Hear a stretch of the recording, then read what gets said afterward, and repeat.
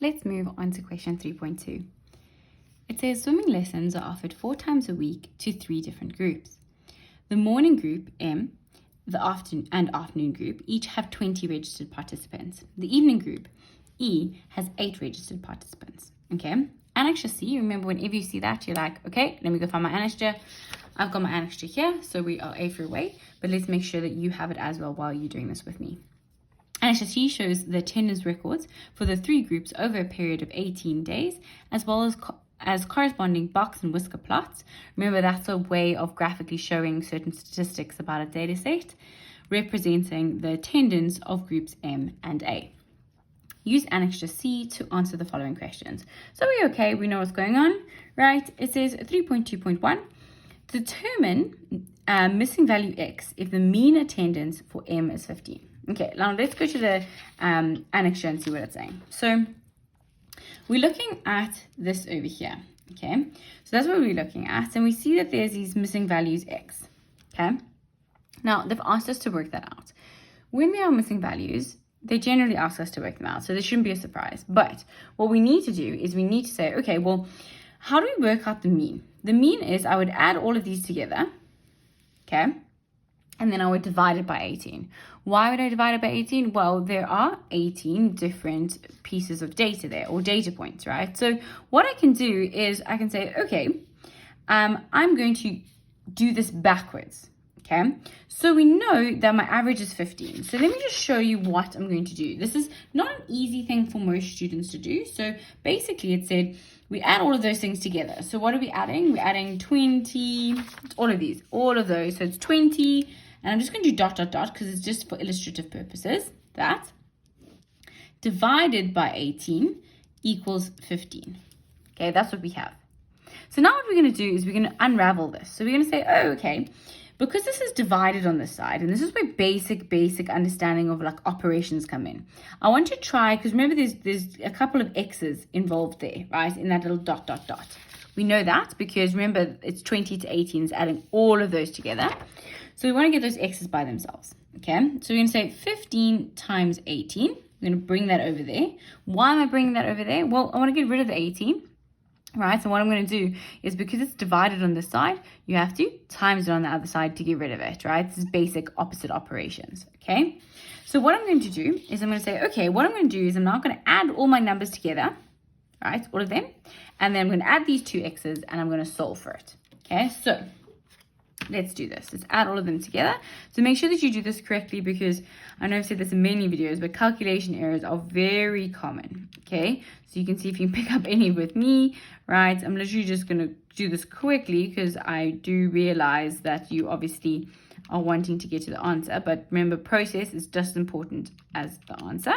Okay, so that's what I have. So it's 236. So all of those added together along this here are 236, and then I'm going to say plus 2x.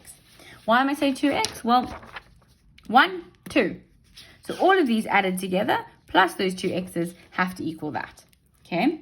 So it's basic algebra, right? And you're probably saying, oh, this maths, why am I doing algebra? Remember, basic algebra can be asked, right? 236 plus 2x. Okay? So we started by understanding what an average was, and then basically we're wanting to find 2x by itself. Okay? Now, 236 plus 2x equals this. Okay, so we want to get the 2 x's by themselves. So we want to get rid of this, right? On this side, it's added, right? There's no negative in front of it. How do I get rid of it? I minus on both sides, similar to a ratio, right? And then we have 2x equals 370 minus 236, which gives me 34. So now 2 x's equal 34. Right, that's wonderful, but they didn't ask for what 2x is equal. They asked for what 1x equaled. So this little 2 is times by that x. So I'm going to divide that side by 2. Divide that side by 2. Do the same thing on your calculator. Wonderful. And then we get that x equals 17. Now, when you're doing a question like this, there's actually a very easy way to check whether you're kind of right. What did it say in our sort of brief up front? Well, what it said is it said, well, for group M and A, there's only 20 registered participants. So when we're working out X, we know that X for my group M cannot be bigger than 20 because there's only 20 people that have registered, right? So X being 17 kind of makes sense. We're like, okay, that's actually all right. That kind of makes sense to us, Okay, so there's that element of checking as you go. Remember, a big thing with maths is that you need to know what it is that you're doing and check your answer as you're going. Right, let's now go to the next question. Okay, it says, determine the interquartile range for A. Now, whenever you see the interquartile range, you should be thinking to yourself, Q3 minus Q1. If you're not thinking that, well, you need to go learn that so that when you do see that, you are thinking that. Okay, when we look at a box and whisker, right, just to remind you, right, what do all these things mean? This is my minimum. That's my maximum. That's my quartile 1. That's my quartile 2, which is also called my median. And that's my quartile 3. So when I'm doing the interquartile range, I'm saying quartile 3 minus quartile 1. We just need to check, did they ask for M or did they ask for A? Good thing we checked because I was working on the wrong one, right? We need to look at A.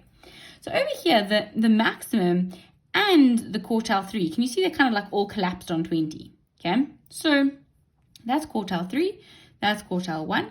So we're going to say 20 minus, what's this over here? 15. So our interquartile range, over here, interquartile range is going to be 20 minus 15. So my interquartile range is 5. Okay, so be very careful that you're working carefully because you could have just done M instead of A because you weren't reading properly.